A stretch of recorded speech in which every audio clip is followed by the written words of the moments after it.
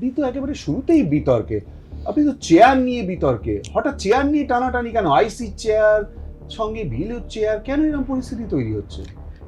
দেখুন, যাদের চেয়ার চলে গেছে, যাদের চেয়ার হারিয়েছে, তারা এখন হিংসায় এগুলো কথা বলবে। কিন্তু আপনি কি কবিতা পছন্দ করেন না?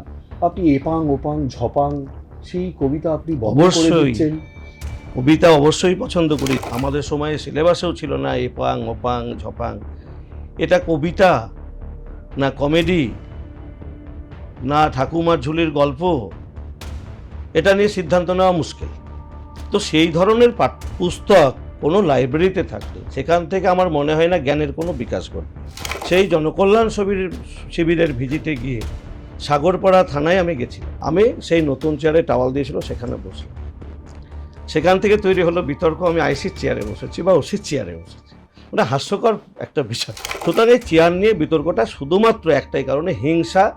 তাদের চেয়ার নেই, তারা চেয়ার হারিয়েছে, তাই গৌরীশঙ্কর ঘোষকে কালিমালিপ্ত করো, উল্টো পাল্টা বলো, মিথ্যা বলো। তৃণমূল কংগ্রেস, সিপিএম প্রত্যেকেই বলতো বিজেপি হিন্দুদের পার্টি, বিজেপি মুসলমানদের তাড়িয়ে দেবে, বিজেপি মুসলমানদেরকে নামাজ পড়তে দেবে না, মসজিদ বানাতে দেবে না, অনেক প্রচার করে একটা সমাজকে বিজেপি থেকে দূরে রেখেছে।